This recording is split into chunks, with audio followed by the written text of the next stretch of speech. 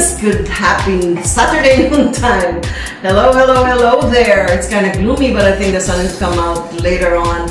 Yes, this is our PM Revolutions per minute, accelerating your Saturday noontime. Stay tuned, and we'll give you some good topic with regards to our friends and brothers in Mindanao. It's still a continuation from last Saturday.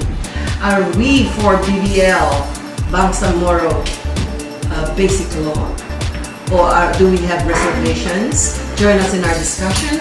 We'll not only talk about the BBL, but we'll talk about Sharia, the Muslim law, because I for myself, I always evade to be near our Muslim brothers, right? And we never really understood how their traditions are, their cultures are, and how they think. So today, our guest is on the way. He's the ex-governor of Cotabato, and Datu Rajahmuda is on the way, wherever you are. So we'll start. I went over about BBL. And before we go on my topic, of course, I'd like to say hi to all our avid listeners of DCRJ 810 AM, like Mrs. Lita Ramos, Mrs. Mercado, Ma'am John, Ma'am Hernan, and also all my friends in Kuwait and in Saudi Arabia who are tuning right now, and also to Mrs. Maliar in California, USA, and my mother and my sister who is in Utah. All right, so stay tuned, because I think we have a very, very interesting topic. I hope it interests you too. Especially our brothers in Mindanao nowadays are really making a commotion now that we should give them some due focus for the development of their area. You know, because they're not the only Muslims who live there, and we also have Christian brothers and sisters who live there. So let's start with what is BBL. BBL, apparently, some says that it's already done with the ARMN. They have been given, and also MNLF agreements have already been drawn. And some people think that that's enough. But our brothers in Mindanao want their own little parliamentary type of government. Okay, so are we going to say yes to BBL? According to, let's see what others have to say. I got these excerpts from Yes to Peace, No to BBL by our ex-secretary Alunan, you know. So he apparently made an appeal to Congress on the draft of Bangsamoro basic law for the national interests. Okay, so he said, there are moments in history when one needs to take profound stand for what is right, the common good and the national interest. That stand must be translated into decision action to prevent or right and wrong. So this is a motivation with his respect to the Bangsamoro basic law, which is called the BBL. Okay, the proposed BBL was submitted to the Congress for approval, and was the product of an exclusionary, furtive process, not unlike the Mutual Agreement Act that the Supreme Court struck down during the term of Gloria Arroyo, apparently. So for our information, sessions were passed off as consultations. So he thinks that it's a gross injustice to those sectors that were left out. So the More Islamic Liberation Front, according to Secretary Alunan, has not publicly renounced its links to Al-Qaeda, the global terror organization causing so much insecurity, death, and destruction around the world. So he thinks that the Middle East, like Africa, Southeast Asia, Europe, and the US, Australia, and the Philippines. Okay, its behavior and practice of half-truths, he said, tikman, takia, or lies, deception and trickery to achieve its aims is well-known modus operandi. Oh, wouldn't giving a homeland, he said, to such a group be travesty of justice and common sense that would only bring harm to the country and nation? Oh well, let's see what other people have to think of that.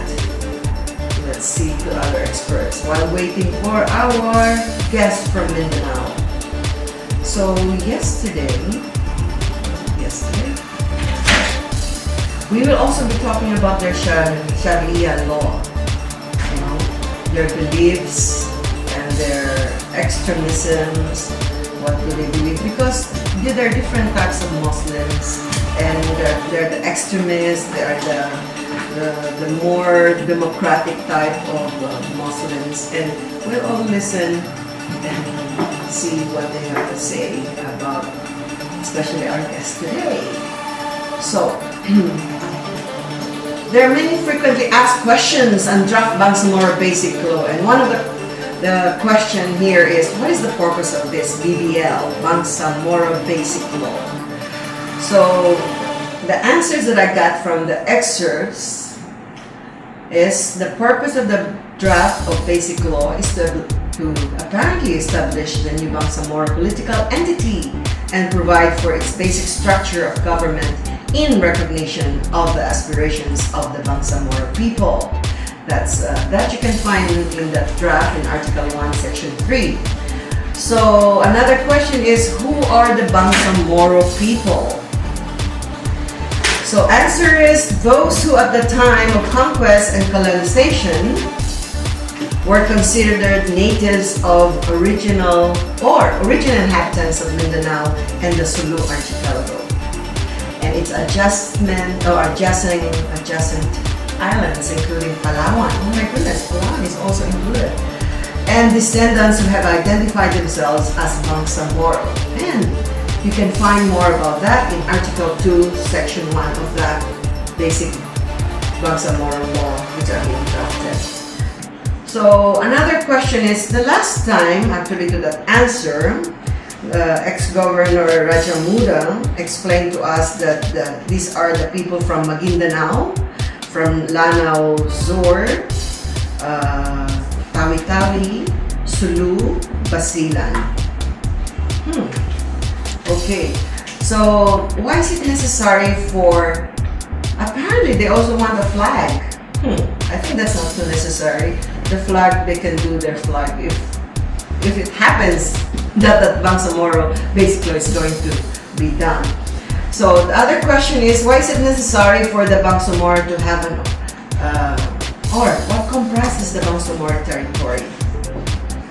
The Bangsamoro territory is composed of the landmass, maritime, so it will include everything that is within Mindanao as its landmass, maritime, terrestrial, alluvial, and aerial domain. So, in Section 1 of that draft expressly states that the Bangsamoro territory remains part of the Philippines. So it remains part of the Philippines. Likewise, the draft basic law provides that the Bangsamoro shall respect and adhere to the Philippines' international treaties and agreements. Thus, whatever power the Bangsamoro may exercise over its territory must be consistent with and not contravene the country's international obligations and commitments. And you can find that in Article 4, Section 8. The local government units that will comprise the Bangsamoro territory will be determined through a plebiscite for the ratification of the basic law. So what are the other questions? What is the extent of the Bangsamoro's maritime jurisdiction? The Bangsamoro has jurisdiction over waters that extend up to 12 nautical miles from the low water mark of the coast. Does that mean, where is Spratly Islands? Near the south, right? Palawan. Near Palawan? Okay, so for them, their jurisdiction will be where the Bangsamoro government is granted certain rights over the resources therein. And you can find it in Article 3, Section 5 of the BBL draft. So basically, we will be giving them like an autonomous government to rule themselves in Mindanao. and then these will be their boundaries. So just like any country, you have your boundary on the air, by the sea, by the water, and within your land. So, what are the general principles and policies? I'm reading this out so we can better understand what the BBL is. So, and I'm reading you some of the basic questions that have been asked during the drafting of the BBL. So another question raised was that the draft basic law provides that Bangsamoro government will have a parliamentary form of government. Parliamentary. Is this consistent with democratic form of government provided in the 1987 Philippine Constitution? Well, the answer here says yes. A parliamentary system is democratic. Oh, really? So a parliamentary system is a form of government where the executive is formed by the legislature. Example, the chief executive, who is the head of the executive, is elected by the legislature. Remember, were you guys already could understand, or were you born when martial law was 1981? Not yet.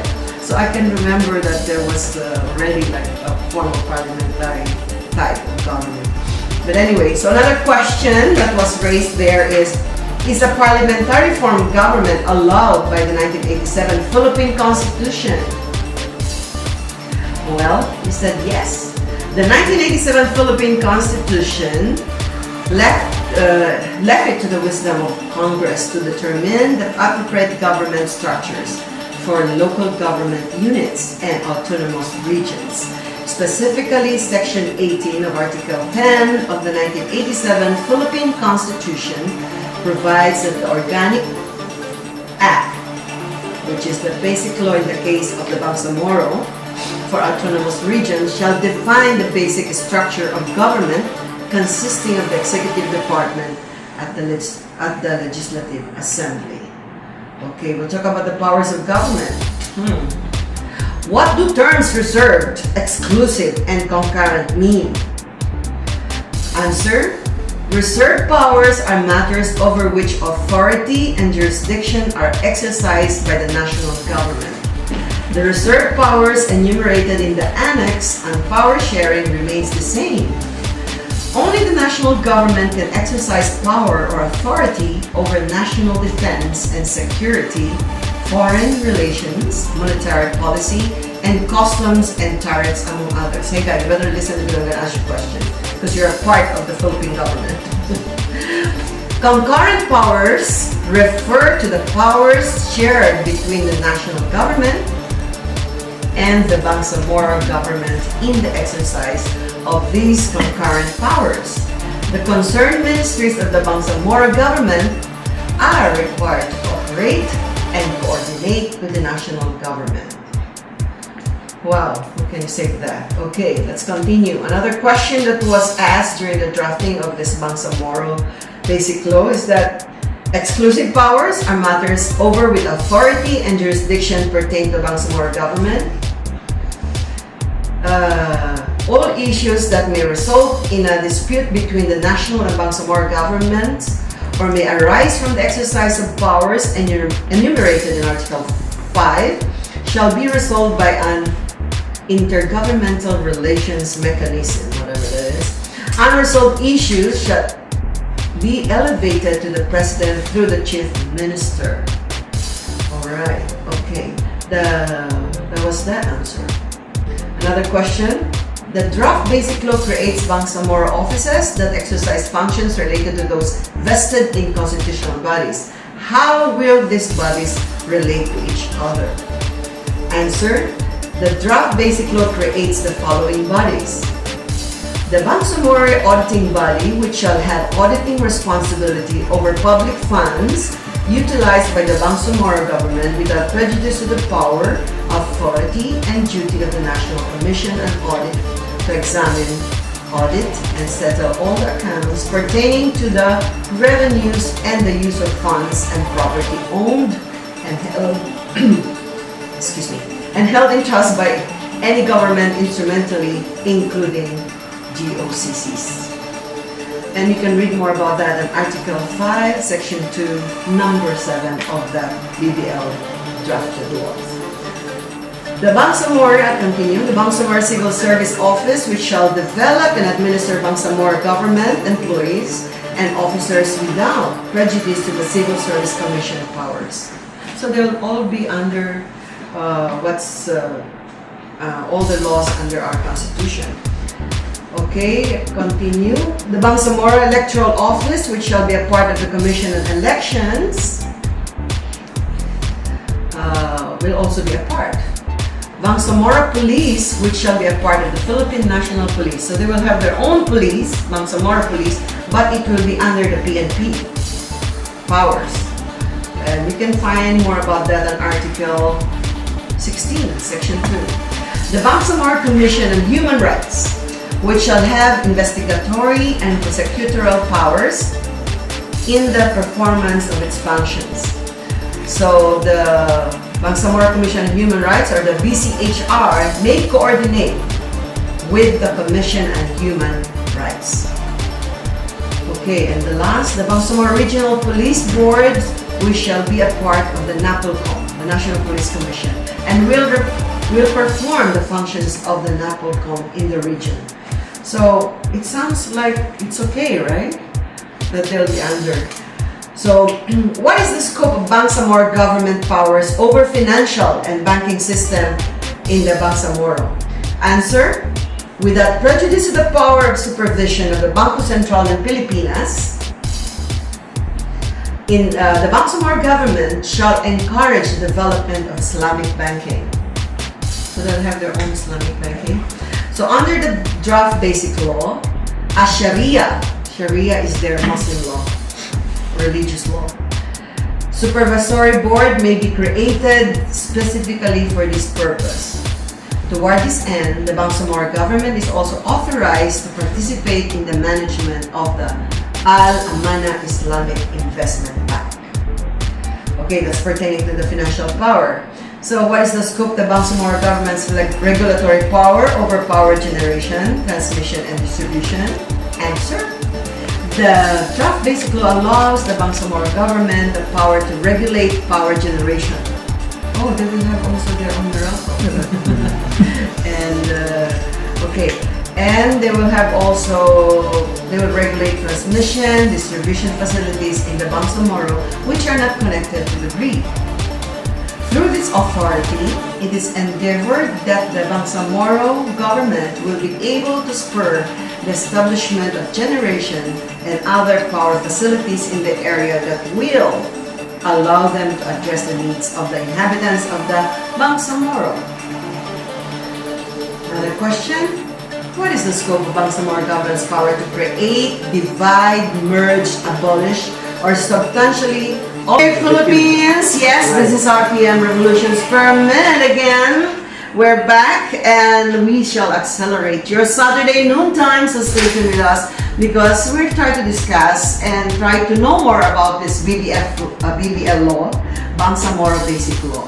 Because we should try to understand what are the things that our brothers in Mindanao would like to have for themselves, to govern themselves. Alright, I was just reading a while ago about the opinion in Tagalog of Blaserio Tandalo.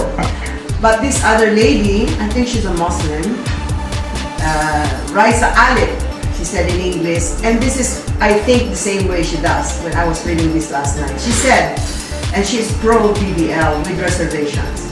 The framework, according to her, is trying to give ways to both sides, the government and the Bangsamoro. Yes, I'm sure we all want that Mindanao will be developed fully, okay, economically and everything, you know. But she said, I just pray hard that whoever stand as the head of all the leaders in the areas of Mindanao will be true, fair, and dedicated Muslim leader, so that everybody, the poor and the weak, will be benefited to its purpose.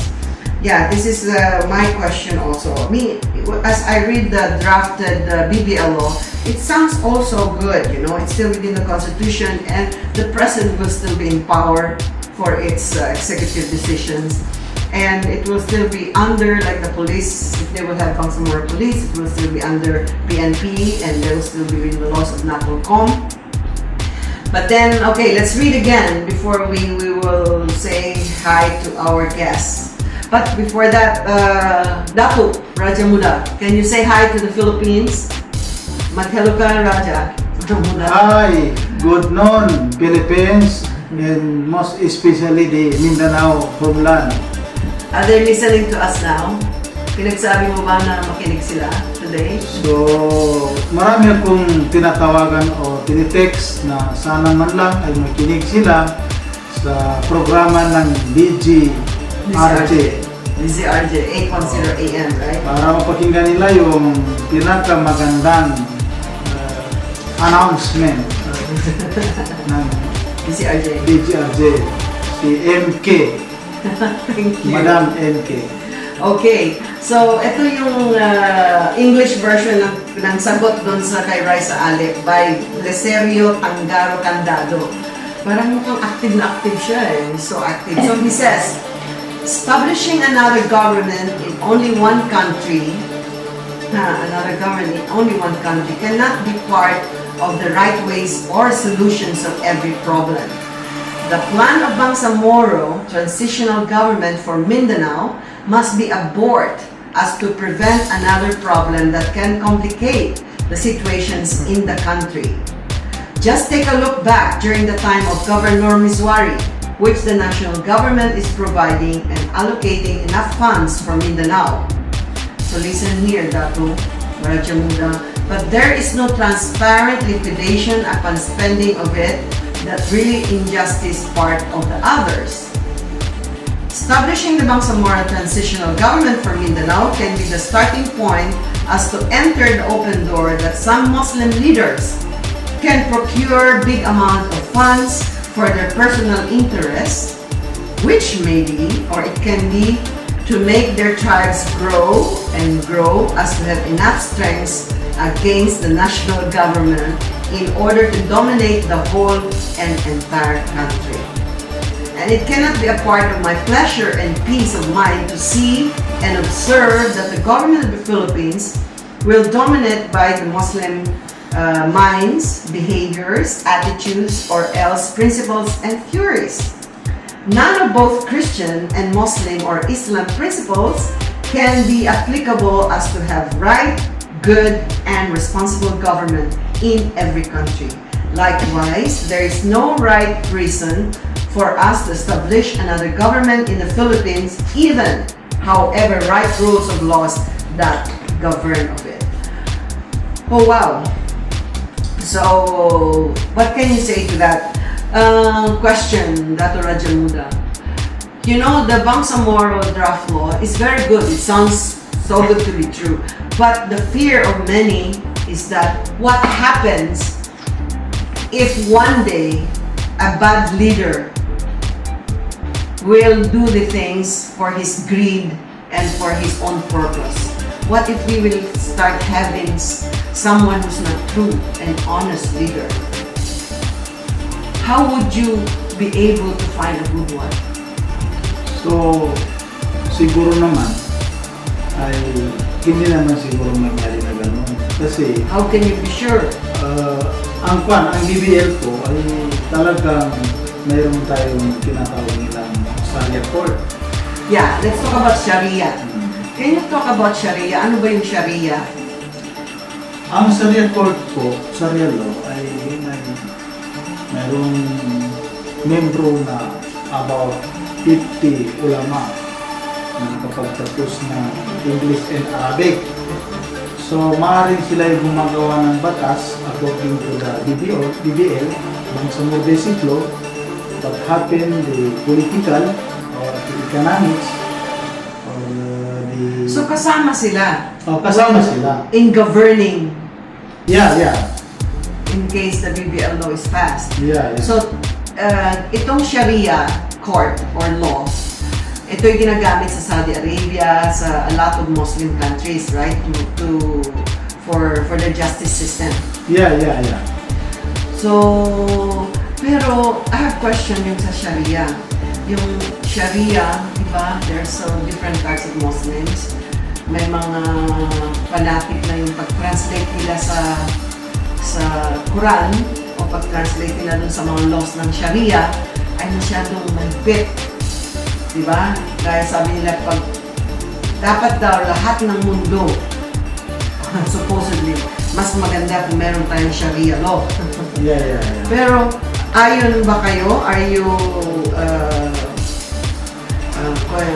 in the side of pag merong nangyari, kunwari yung binabato, meron pa yung binibehead eh. Di ba part of Sharia, beheading, at tapos stoning. Pag nagkasala ka, may ini-stone pa ba sa Mindanao? So, may binibehead pa ba doon? Depend upon the case, Ma'am MK. Kung ang kaso mo ay civil case, babae at saka lalaki, tapos yung lalaki ay may asawa, yung babae may asawa, maaaring ganun po. Ano, beheading? Beheading, tinatapunan ka ng bato. Eh di ba magkakaroon tayo ng problem sa human rights violation? Pag So, yung hindi, walang court na mapakinggan ng both sides muna. Kasi according to Sharia law, ang magdi-decide yung pinaka-chief ng Sharia. Mapakinggan yan lang yan on both sides. And I heard, ang witness na mas pakinggan nila is male witness rather than a female witness. Ba unfair yun? So, maaaring ganun. Hindi naman pwede na basta-basta kailangan mayroon tayong mga apat na witness na lalaki or babae. Pero kalahati lang daw yung weight ng guest. Kaya pag apat na babae yung witness mo, half. Equivalent to dalawang guest lang yun kasi kalahati lang yung value ng kanilang witness. Tapos sa kabila, pag may apat silang lalaki, mas ma-okay yung apat na witness. Opo. Kailangan lalaki yung na apat na may takot sa Diyos. Sumasampalataya. Okay, so when we have the Bangsamoro, kunwari, you have the government, your autonomous government in Mindanao through the BBL laws. So will you apply the Sharia law? So, maaaring ganun kung ang magiging gobyerno ay Bangsamoro. If ever na ang Bangsamoro ay processing or approve, maaaring ganun. Okay, another question. What if ang nagkasala is Kristiyano against a Muslim sa Mindanao? So, ang Kristiyano may abogado and then may human rights. Under siya sa human rights law. So, hindi naman pwedeng hindi pakinggan muna yung side ng Kristiyano. Papakinggan pa ba in the court of Sharia? Opo, ma'am. Kailangan yung batas sa Sharia ay about Christian and Muslim, magkakaiba po. So, Muslim to Muslim, i-apply nyo yung Sharia. Yeah.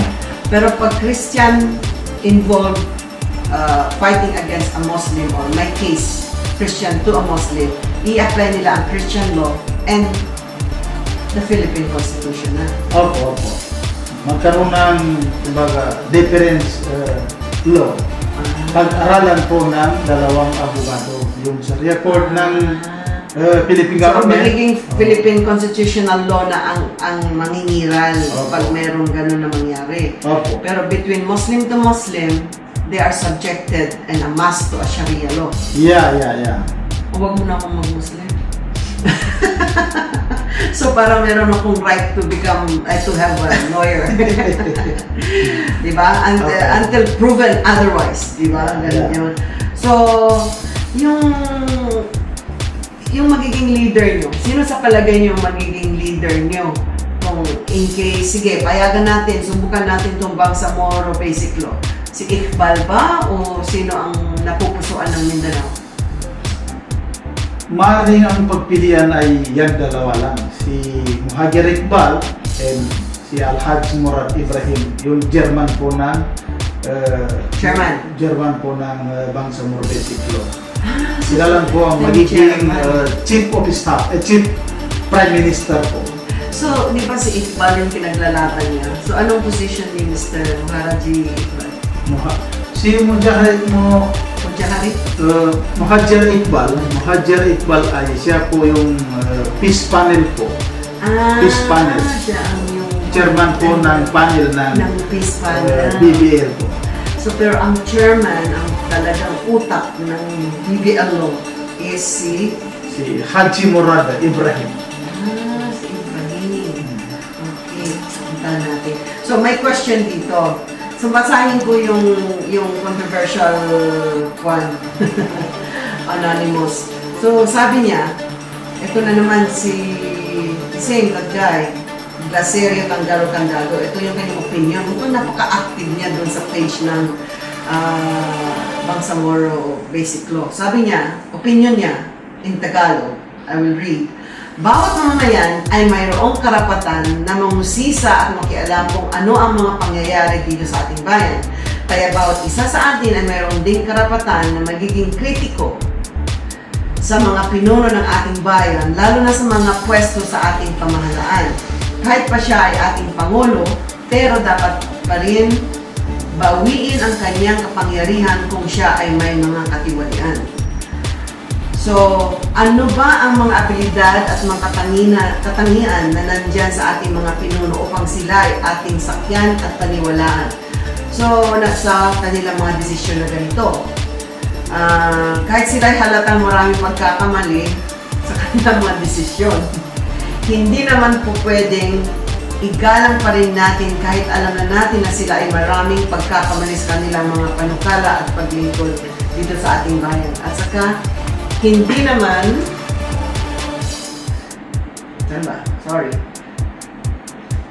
hindi naman sila scientists na nagkaroon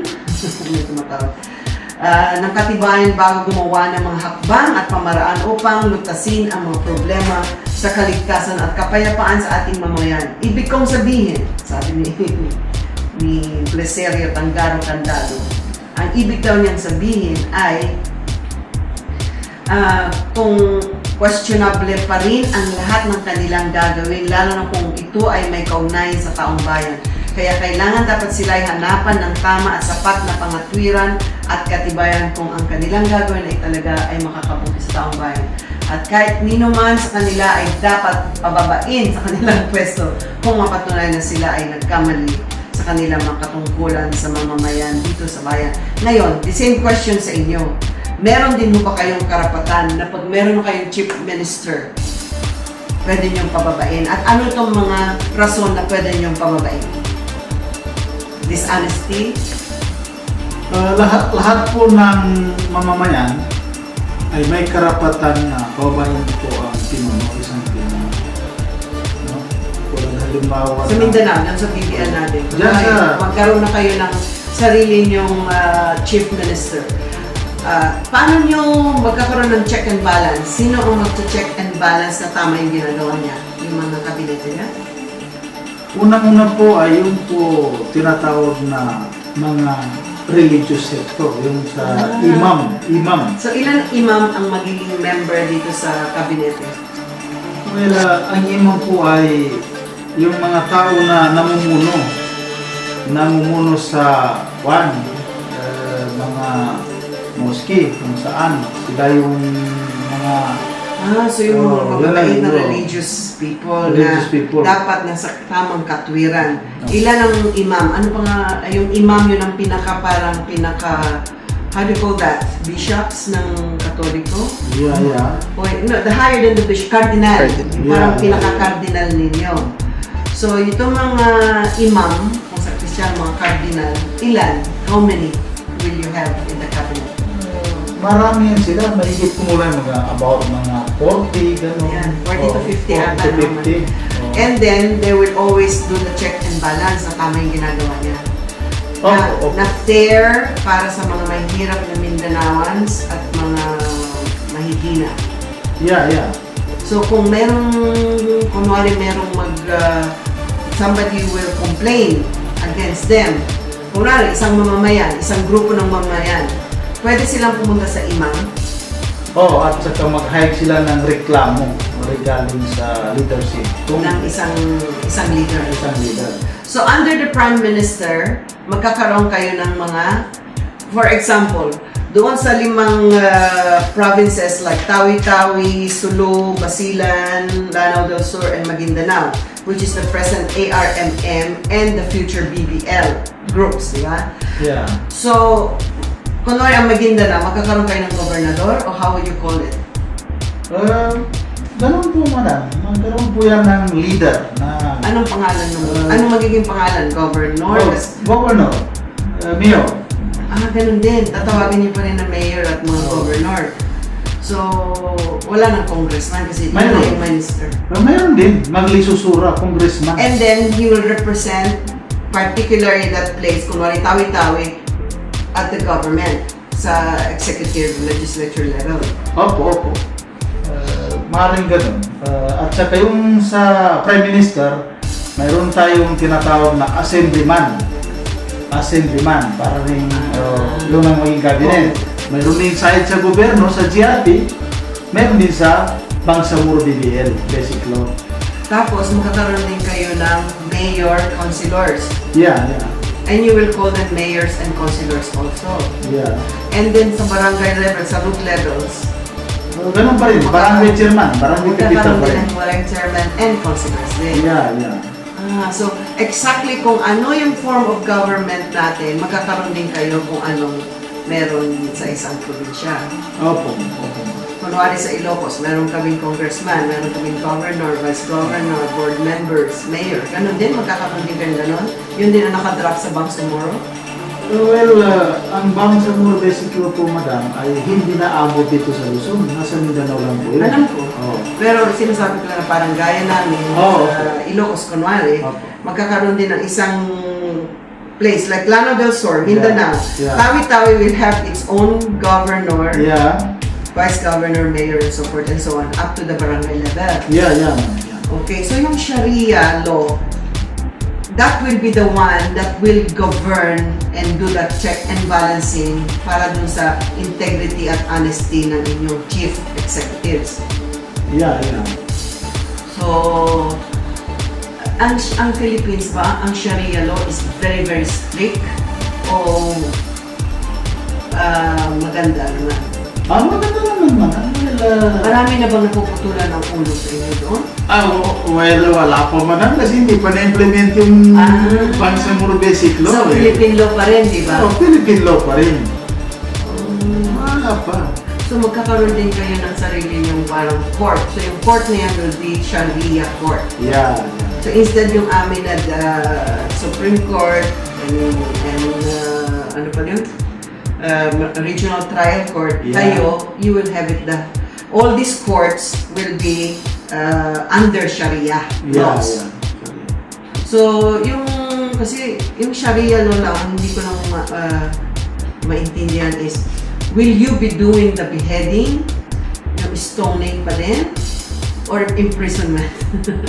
Well, imprison. Pwede din maging imprison. Kunwari, may nagnakaw. Ano ang magiging putulin ba yung kamay? Well, hihikayatin muna. Na ano? Kung yung ginagawa ba talagang may ebidensya na ba talaga So, what reason that we have? Paano siya nagnakaw? Bakit siya nagnakaw? So, meron kayong compassion of the law. Yung, kunwari, nagutom po ako, kaya nakuha ko yung pagkain. Paputulin mo ba yung kamay dahil nagutom? Maaaring hindi pwede kasi there is a reason. Human reason.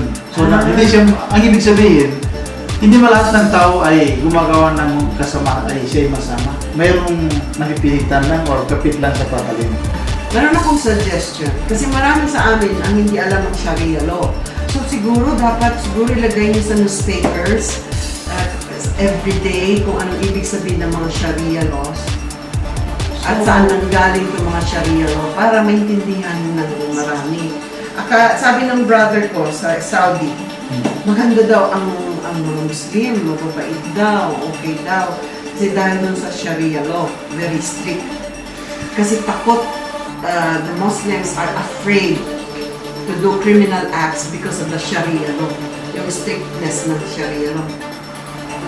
Well, ma'am, Di ba kayo natatakot? Kasi bawal yung, kunwari, for husband, di ba?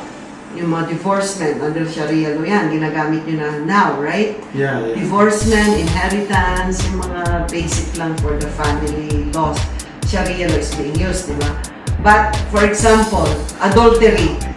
Oh, pag-apat, hindi ka naging mabait.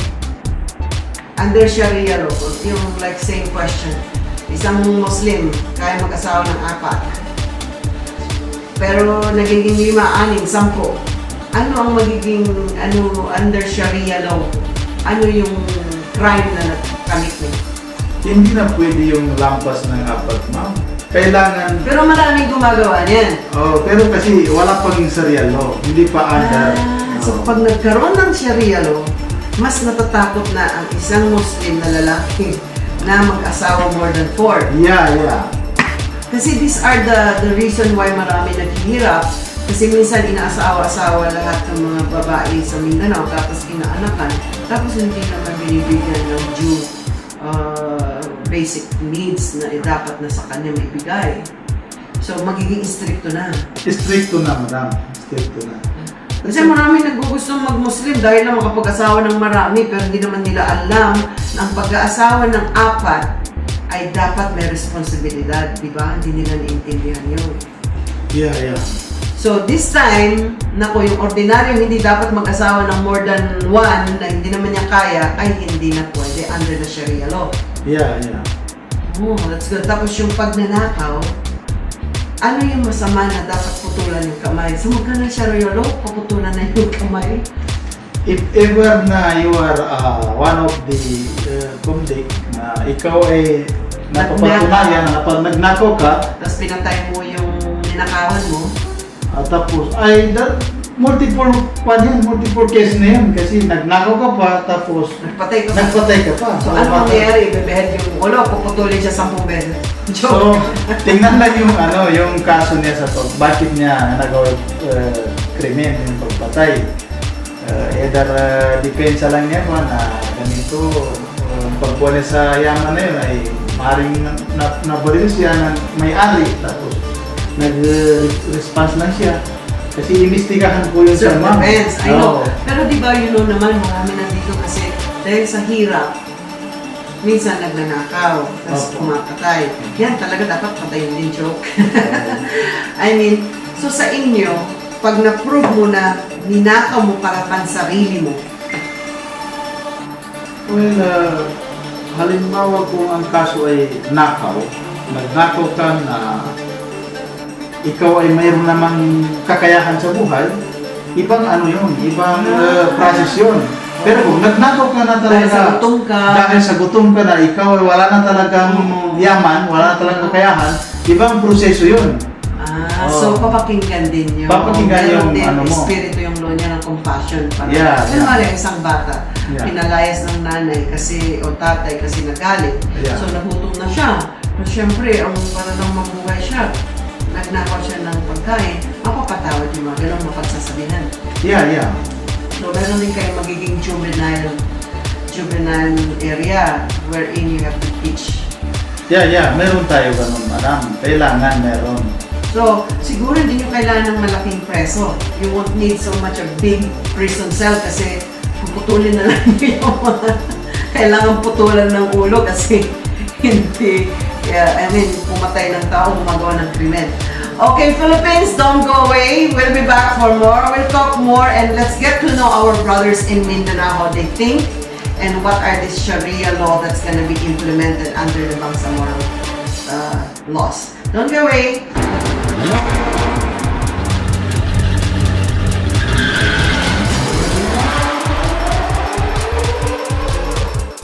They're concerned that they want to govern their own selves through the BBL law, the Bangsamoro basic laws.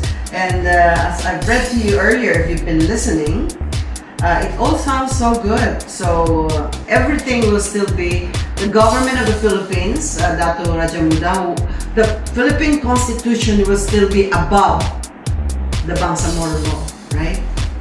Yeah. Of course. It will be in conjunction, or they will work hand in hand. Yeah. So you want to have your own police, right? Bangsamoro police. Well, but subjected to PNPN. Yeah. So how's that gonna be? the ones that will be in Mindanao, like Tawi-Tawi, will all be Muslim police, Bangsamoro police, non-Christian. Maybe nandun din yung ibang na-listing na PNP personnel. Hindi So na sila you will pwede. have a headquarters, you will still have a big PNP or military base,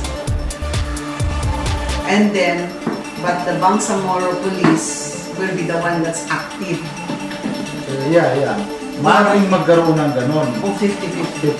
50-50. Sa palagay mo, what do you mean by 50-50? Kunwari, there will be 50 or 100 or 200 police in Maguindanao, for example, or in Lanao del Sur. 50 Bangsamoro police and 50 PNP. Yeah. Maaaring ganon. Kasi hindi Para naman may balance. hindi naman basta-basta na yung police PNP ng GRP, Philippine government ay ipa-pull out mo kasi Subject pa rin. Subject pa rin. And they have to work together. Magta-training pa yung maging police Bangsamoro. ng Bangsamoro. But what happens when you say, oh, train na kami, pwede na kayo umalis? Ay, hindi naman. Kasi magtulungan yung Bangsamoro governance at saka Republic of the Philippines. And what did the imam say? That's okay? Yeah. It's okay. Hindi naman nila pwede tanggihan yun. Kasi po, the peace agreement are concerned, yun ay hindi naman ibig sabihin ay independence ng bansa. So, what are your reasons? I know your reasons here is for a long time, people have been using Mindanao without taking care of the people there, right? Nakalimutan nila ang kapakanan, yung full potential ng economy ng Mindanao. Di ba? Kaya marami naghihirap sa Mindanao, di ba? Maaaring ganun, ma'am. Yan ang dahilan kung bakit napakayaman ng ating bansa. Tapos mahirap pa rin ang Mindanao. Mahirap pa rin ang tao sa Mindanao. Okay, nung governor ka sa Cotabato, binibigyan ka ba ng pera from the government to help? Siyempre, may era yan.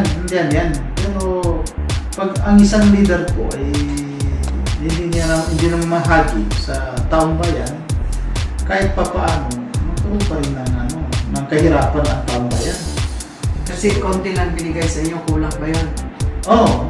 Halimbawa ng naging regional governor si Prof. Norbiswari, hindi na-implement ang lahat ng pera, hindi na pamahagi, hindi na ibigyan ng gobyerno yung buong era ng Autonomous Region Muslim Mindanao. So naghirap pa rin ng mamayan ng Autonomous Region Muslim Okay, Mindanao. I have a question. What is the difference between MILF sa MNLF? Okay, more International Liberation Front. Islamic pala yung MILF.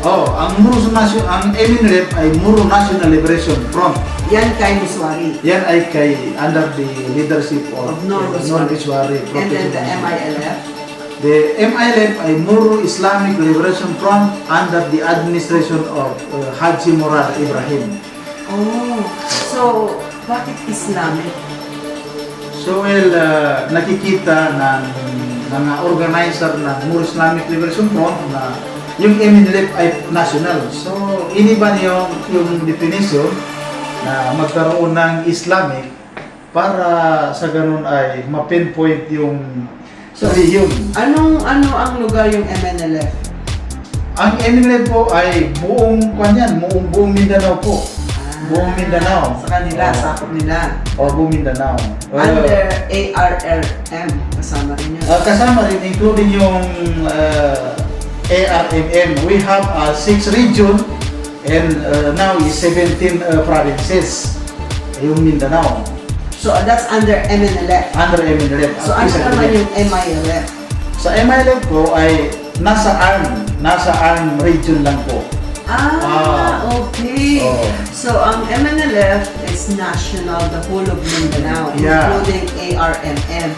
Now, ang MILF nagtatag para lang dun sa group ng ARMM, which is Maguindanao, Lanao del Sur, Tawi-Tawi, Sulu, Basilan. Oh, bakit? Well, hindi naman pwede na pangkalahatan as a Mindanao homeland dahil po mayroon na yan agreement. May agreement na yan na nagpagkasunduan na GRP between Bangsamoro, Republic of the Philippines and the More National Liberation Front. yeah. Oh, But wait, so does it mean na parang si Miss Wari is above you, above MILF? yeah. So siyang pinaka-leader sa buong national. Top leader. Top leader. Kumbaga sa magiging BBL law siya yung pinaka-chief executive prime minister. Well, maaari din ganun, pero... I mean, so siyang pinakamataas. Yeah. Tapos, under him is nagkaroon ng ARMM. Yeah. So, bakit hindi na lang gawin yung, sabi nila, MNLF agreement na lang daw ang gawin instead of BBL law? Patibayan yung agreement. So, bakit hindi MNLF agreement instead of BBL? so maring sa tingin ng mga leadership, tulad halimbawa sa More Islamic Liberation Front na patatagin ang More Islamic Liberation Front dahil maliit lang na lugar. Unlike sa More National Liberation Front na lawak. Kung ang BBL ay napakaraming opposition, how much more yung whole Mindanao na? Mindanao homeland. Yung MNLF. Yung MNLF. So, is Miss Wari on your side na magkaroon ng BBL law sa ARMM? Maaaring hindi ko ganun na lang. Sa aking paningin ko, o pagkaalam ko, ay under the leadership of Haji Moral Ibrahim, ang BBL Bangsamoro Basic Law. So, paano na si Miss Wari? Anong sabi ni Miss Wari? So, well... siya ba yung parang pinaka-leader ninyo? Yeah. Pero ngayon, inactive siya, di ba? Siya ang pinaka-top leader. Active pa rin siya, ma'am. Active pa rin. Di ba hinumuli siya noon? Dahil sa mga accident na yung mga bakbakan, labanan. So they're blaming it on him. Yeah. So, Hindi niya kinakaya. so naano rin yun, nalutas din yung problema. Yeah. So now, sabi mo, it's too big. Gusto namin kami lang ng ARMM. Gagawin na natin BBL law yung agreement na yan. Kasi nagkaroon ng ARMM law. Pero kulang, right? It's not big enough kasi hindi siya kasala sa what do you call this? Yung law niyo? Sharia Court. Sharia Court. Sharia Court. So yung Sharia Court, hindi kasali sa ARMM law. Parang ang ARMM law po, ma'am, ay yung one presidential decree po, yung Republic Act lang. Hindi na pag-usapan yung about Sharia doon. Yeah. Kasi autonomous na rin kayo, di ba? Autonomous region, no? Region in Muslim Mindanao. Region in Muslim Mindanao, ARMM. Now, BBL law, gusto nyo nang gawing Bangsamoro Basic Law. Kasi mas kompleto, kasama na ang Sharia law. Yeah. Na you will be involving the imam. Yeah. Unlike dun sa ARMM at saka MNLF agreements, hindi kasala ang Sharia law. Hindi kasali. So that's why mas maganda yung BBL law because kasama ng mga imam. Yeah. Which will be guided by the religious leaders. Yeah. Paano if your religious leaders will become so extreme? Gaya nung nangyari sa Iran, di ba? Minsan naging extreme na si Ayatollah Khomeini. So, siguro naman may educated naman kayong mga imam, di ba? Mga imam ba natin nag-aral sa may English, Quran, and Arabic Quran, and they are exposed to good education outside. Parang nag-aral sa pag-aral sa Amerika, naalala pag-aral sa England or somewhere. So yung mga imam ba natin, exposed ba sila sa international laws o pakikisama sa ibang parte ng mundo? So, karamihan po sa ulama or imam mga top tier sa Bangsamoro. Nakapag-aral sila sa international. Talaga. Sa university. Talaga. So, Educated sila. well-educated person. Kasi to understand the Sharia law, you really have to be smart and full of wisdom. Yeah. Kasi malalim yung mga laws nyo. Kasi there are different types of translation. Yeah. Gaya may mga translation. If you Google Sharia law, may mga nagsasabi na everybody must become Muslim and everybody is subjected to Sharia law. That's why yung mga ISIS, nagiging fanatic sila. Kasi binabasa nila within the letter. Walang puso yung pagbasa nila. Sabi nila, yung lahat ng hindi maging Muslim, puputulin ang ulo. Regarding naman Ma'am MK sa international issue sa Iran at saka yung mga Iraq. Well, ang Islam yun, Ma'am MK, kung hindi mo talaga susuriin, pag-aralan ng mabuti, malilito ka talaga. Kasi dyan po sa paniniwala sa isang religion, mayroon dyan sumasampalataya na Islam din ang sinasabi. Well, ang kanyang propeta na sinusundan ay hindi si Muhammad SAW, kasi si Ali. Sino si Ali? Si Ali is one of the trusty person sa Muhammad. Of Muhammad SAW. Kasi may 5 ata siyang trustee noon si Muhammad, di ba?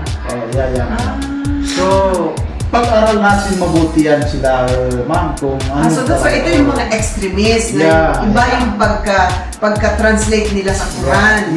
At saka yung mga sinasabi ni Muhammad noon. Oo, kasi dito sa Suraya, iba-iba di ba? Ganun pala yun. Gaya sa simbahan natin din sa Christian, iba-iba din yung Kristiyano. Yung Bible namin, iba-iba din yung pagka-translate. So meron yung magandang pagka-translate. So gano'n din kayo. Sino ang pinakamagaling mag-translate? Yun yung mga Well, yung exact translation, yung maganda, yung pinakamagandang is tinatawag nilang Sunni. Muhammad SAW ang kanyang propeta na sinusundan. Kung ano ang yakap ni Muhammad SAW, yun ang kanyang sinusundan. Well, ang iba naman ay yung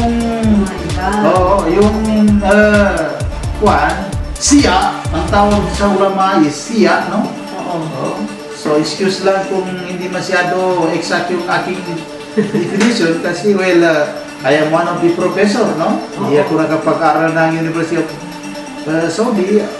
Pero I asking as a leader, binigyan naman ako ng mahal na Allah, Panginoon, na mayroon akong idea regarding that. One of the Muslim leader. So, yun ang aking pagkakaalam, Ma'am MK. Sa relihiyon ng Islam, ay may dalawang grupo. May Sunni, may Shia. So, kaya medyo nahirapan ng mundo sa global warming dahil dyan sa mga issue na sa international. So, dito naman sa atin sa Pilipinas, sa Mindanao, ay hindi pa masyadong yan. Wala pang pangyari na ganyan na dito sa atin. Yung mga extremists. Kasi, di ba maraming disagreement tungkol sa objectives ng Islamic law kasi nga yung sinabi mo, yung iba hindi Mohammedans. Diba? Yung mga naging assistant ni Muhammad nung panahon niya, doon sila naniniwala. So, too much extremism. Sabi dito, yung mga moderate Muslims and Puritan Muslims differ in their interpretations of the objectives of Sharia. That's why maraming mga fanatics. So yung mga ISIS natin, yan yung mga fanatics. Na sabi nila lahat mag-Muslim, papatayin ng mga hindi Muslim, gano'n, di ba? So itong mga gaya ninyo na Mohammedans, may puso, mas flexible yung code of law ng Muslims. And yung technicalities of its wording sometimes cannot subvert Sharia's objectives to have Muslim in their case of submission, humility, gratitude before God, and quest for godliness. So, yung mga ibang Puritan, yung mga masyadong fanatiko, gusto nila, very strict sila. Gusto nila ng complete, exact set of rules that one must submit by strict compliance because it's only through meticulous obedience. Sabi nila, it's only about dapat lahat daw ng sinasabi sa Quran, yubiin mo lahat, otherwise putulan ka ng ulo. Eh, wala namang perfectong tao, di ba? So, yun ang sinasabi kong Muslim o yung pag-interpret ng Quran na walang puso. Pero yung mga imam natin sa Pilipinas at yung mga Muhammad na talagang kay Muhammad, may puso. may puso. Tulad ng puso, ating puso, na may pagmamahal sa kapwa-tao. Kasi hindi pwede yung MK na isapilitan mo ang reliyon. Dito sa ating reliyon, walang pilitan. According to the kay Allah, no? Sa Quran, Bismillahirrahmanirrahim, sa bandang surah, lakum dinukum waliyadin. Ano yun? Kung saan meron ka, ginusto mo yung agama, reliyon mo, ay doon ka, walang pilitan. Kung ano yung agama mo, huwag mo naman patayin. kung ano yung reliyon mo, na meron ka, doon ka na. Respeto lang. Kung meron sa akin naman ang reliyon, ito naman ako. So, walang pilitan. Walang pilitan. Kaya nga, sa Kristiyano, ang dami nga namin relihiyon, di ba? Sa Muslim rin, ang dami nyo rin, di ba? Iba-iba rin yung paniniwala, di ba? In generally, Ma'am MK, sa buong mundo ay mayroon tayong 73 religion. Ng Muslim. Hindi, ng Muslim o Muslim. Ano natalakan ng buong religion? Sa buong buong mundo. 73 religion. Religion. So sa Muslim, ilan yung iba-ibang Muslim na paniniwala? Sa Muslim ay isa lang yan. Islam religion lang yan. I know, pero gaya yung sabi mo, naniniwala kay, ano yung pangalan mo? Yung Sunni. Yung sa Shia. Meron pa, apat pa yan eh. Meron na ngayon na gano'n ang paniniwala, iba na paniniwala. So kasama na yun sa 73. Ayun, anong paniniwala ng mga ISIS? Sa tingin ko, madam, ay parang ano yan, parang nasa Shia yan. Imam Khomeini, sa Iran. Okay, Khomeini, very parang- strict, di ba? Parang may Shia na yan sila eh. Yung satellita na yung ano kanilang pagpupursige. Hindi naman pwede. Kasi sa religion namin, sa Kristiyano, yung freedom, yung Yeah. free agency, di ba? Yeah. Na kung gusto natin maging diretso lang, di sana di na tayo binaba ni Allah o di na tayo Yeah. binaba ni God Yeah. para matuto, di ba? Doon na lang tayo kasi yun na lang ang papaniwalaan natin.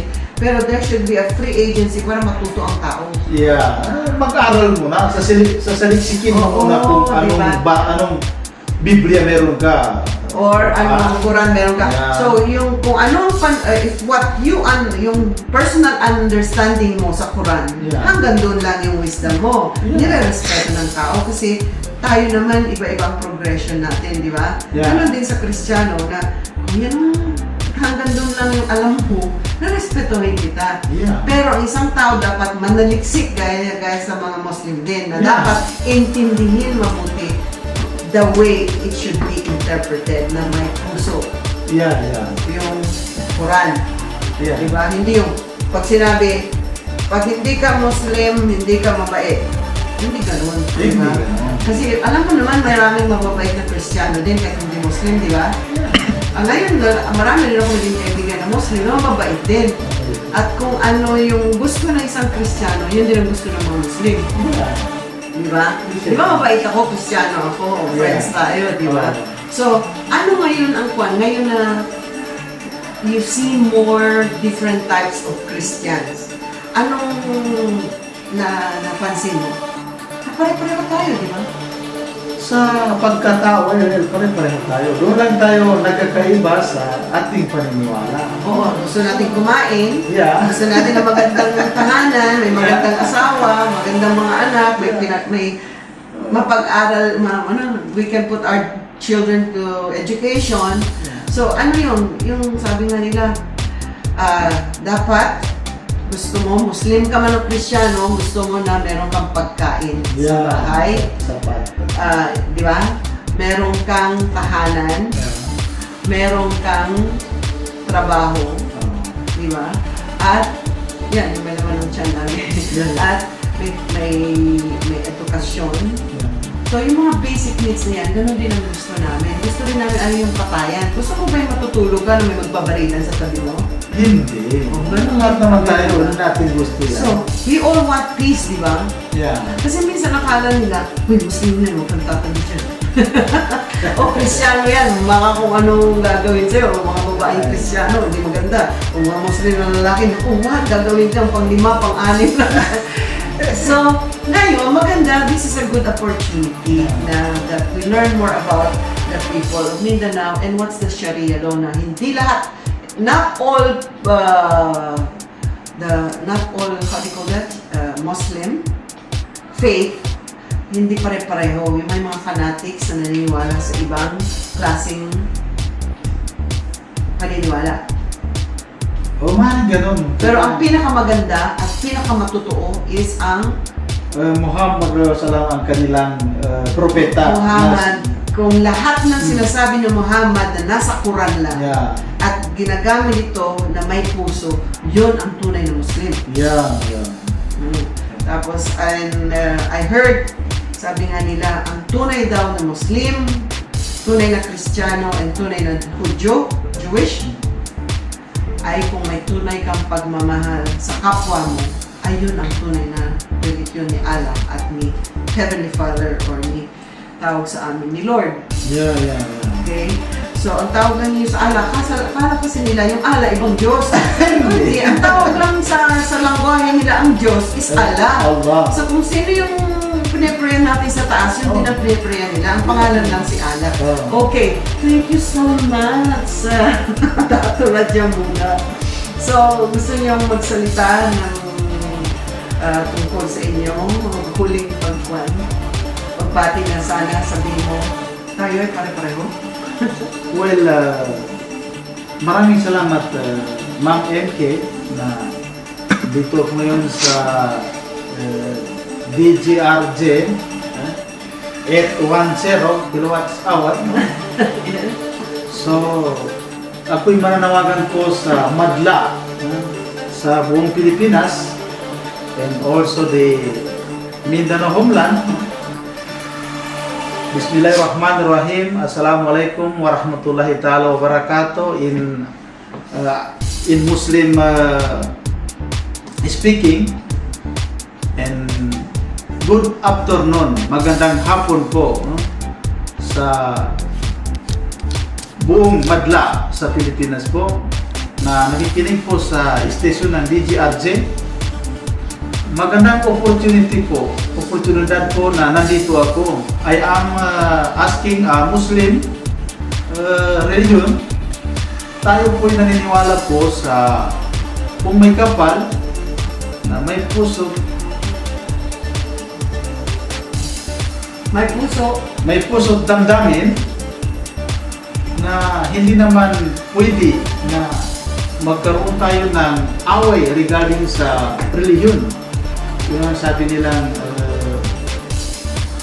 so ako po'y naniniwala na lahat tayo'y may pinag-aralan, well education, may pinag-aralan, magkaintindihan po tayo sa problema ng ating bansa, lalo na po dito sa Pilipinas, no? Ang pagka-Muslim po ay hindi basta-basta, at saka ang pagka-Christian po ay hindi basta-basta, dahil yan po ay aking palaging sinasabi, madalas sinasabi na ang pagka-Muslim ay aksidente mabuti. Ang pagka-Christian po ay aksidente mabuti. Dahil kung wala po si Magellan noong 13th centuries, no? Kung ikaw po ay taga Pampanga, ang lolo mo po ay si Raja Makabibi ng Pampanga. Kung ikaw po ay taga Bohol, ang lolo mo ay si Datu Sikatuna ng Bohol. Kung ikaw po ay taga Maynila, ang lolo mo ay si Raja Sulaiman ng Maynila. Kung ikaw po ay taga Cebu, Mactan, ang lolo mo ay si Raja Lapu-Lapu. Yun po ay kapatid po ng lolo namin sa Mindanao. Magkakapatid tayo. So tayo po ay magkakapatid according to the bloodline. Yes. So magkakapatid tayo. Nagkakaiba-iba po tayo ng religion paniniwala dahil kay Father Burgos na dumating dito sa ating bansa. So, Hispanize lang yung iba sa atin. yun po, ma'am. So thank you, Rajahmuda. Wala na namang oras. Ang bilis, no?